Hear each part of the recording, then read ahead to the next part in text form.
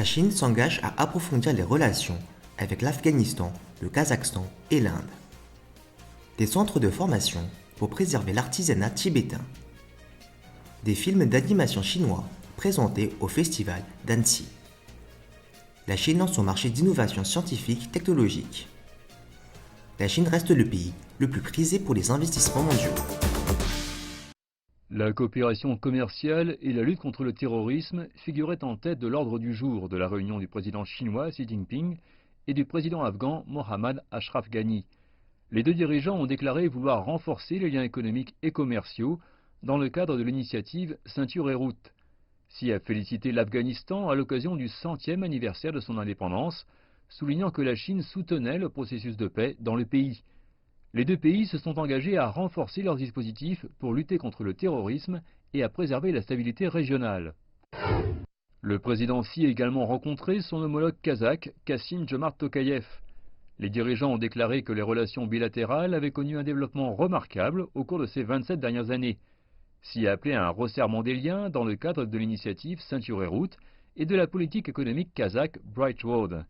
Il a déclaré que les deux pays devraient promouvoir le commerce et les investissements et renforcer la coopération dans les domaines des capacités en matière de production, d'agriculture, de technologie, de finances, du transport et de logistique. Lors de sa rencontre avec le Premier ministre indien Narendra Modi, le président Xi a déclaré que Beijing était prête à se joindre à New Delhi pour promouvoir un partenariat plus étroit. Xi a également exhorté les deux pays à renforcer la confiance mutuelle sur la question des frontières et à promouvoir l'interconnectivité régionale, y compris la construction du corridor économique Bangladesh-Chine-Inde-Myanmar. Les deux dirigeants ont convenu d'explorer de nouveaux secteurs de coopération et de gérer correctement leurs différences. En train de tailler méticuleusement une statue de Bouddha en cuivre. Roman Gangtse, 20 ans, de la préfecture de Nakshu, s'est mis à cet artisanat séculaire il y a 3 ans, dans cette école d'apprentissage à Lhasa. Peu de gens apprennent cette technique aujourd'hui. Elle m'intéresse beaucoup, c'est pour ça que je suis ici. Je souhaite que l'artisanat transmis par nos ancêtres ne disparaisse pas un jour. L'école a été nommée d'après l'organisation officielle qui a rassemblé les meilleurs artisans dans l'ancien Tibet, Choel Duphel ou Sutuepai en mandarin. Elle propose des formations dans divers artisanats traditionnels, comme la peinture tanka, la gravure sur bois et la fabrication de l'encens tibétain. Plusieurs d'entre eux ont été inscrits dans la liste du patrimoine culturel intangible du Tibet.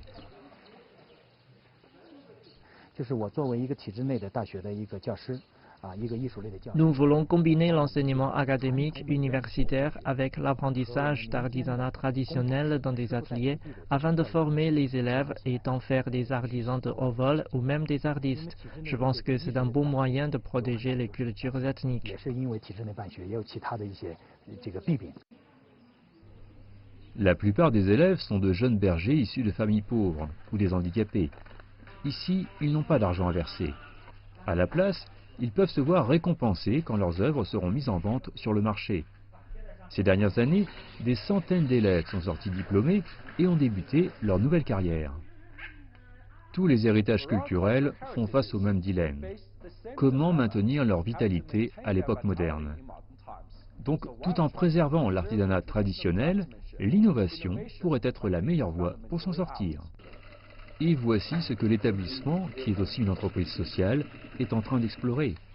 Par exemple, il collabore avec certains créateurs de mode de grandes marques pour innover en matière de costumes traditionnels tibétains afin de les rendre plus au goût des consommateurs mondiaux. Quelle que soit la forme artistique, elle perdra son charme ou sa vitalité si elle dévie de la demande de développement social, du marché et du goût du public. Comme beaucoup d'élèves ici, Gangtse nourrit lui aussi son propre rêve. J'espère que je pourrai ouvrir mon propre studio à l'avenir et enseigner l'artisanat à d'autres gens. Encouragé par son influence sociale positive et ses perspectives économiques, l'établissement envisage de s'agrandir. Les autorités locales disent que c'est une bonne initiative pour protéger les traditions tibétaines mais appelle encore aux efforts des particuliers et des entreprises.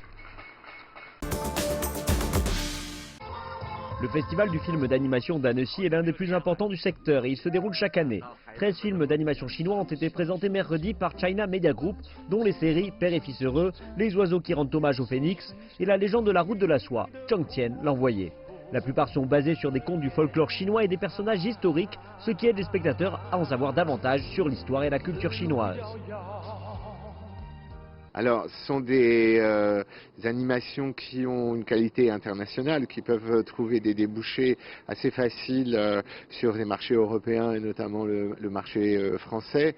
La qualité est élevée. Mon préféré est Les oiseaux qui rendent hommage au phénix, car j'aime beaucoup le style. C'était un peu comme une peinture à l'encre et pour moi c'est intéressant. Aussi, La légende de la route de la soie, ce fut très captivant, car j'aime voir quelque chose d'autre que l'Europe et l'Amérique, parce que nous y sommes tout le temps exposés et finalement, ce fut vraiment novateur à regarder.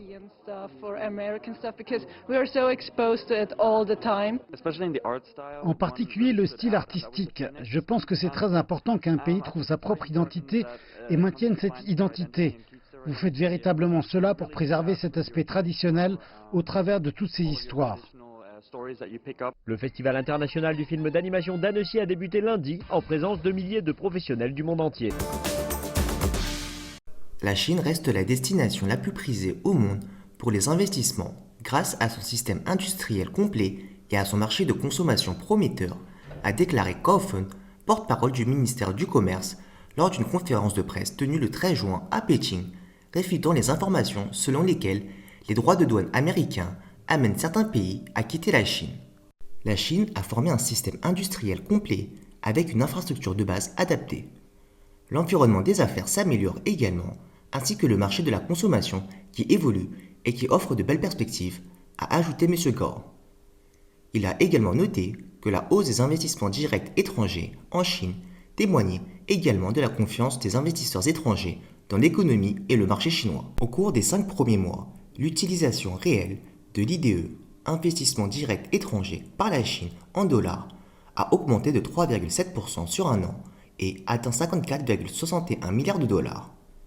Plus précisément, les investissements américains en Chine ont augmenté de 7,5%.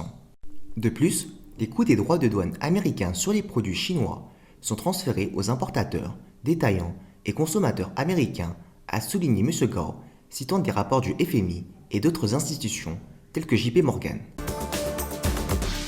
La Chine a inauguré jeudi dernier son marché d'innovation scientifique et technologique, marquant le début de la réforme du marché des capitaux du pays, très attendu cette année. Le nouveau marché soutiendra les entreprises de technologie en phase avec les stratégies nationales, réalisant des percées dans les technologies clés et largement considérées par le marché comme capables de devenir plus fortes, a déclaré Yi Weiman, chef de la commission de contrôle boursier de Chine, lors de la cérémonie de lancement du marché d'innovation scientifique et technologique dans le cadre du forum Luichasu à Shanghai. S'est engagé à faire progresser les innovations institutionnelles clés et à mettre en œuvre pour le nouveau marché le système d'introduction en bourse fondé sur l'enregistrement et mettant l'accent sur l'échange suffisant d'informations. Selon lui, la commission de contrôle boursier de Chine promouvra l'expérience du marché d'innovation scientifique et technologique afin de faire avancer les vastes réformes du marché des capitaux et de faire du marché des capitaux un secteur réglementé, transparent et ouvert, plein de vigueur et de résilience. Le marché d'innovation scientifique et technologique jouit de larges perspectives de développement, mais il rencontrera inévitablement certains défis au cours de son développement, a-t-il indiqué.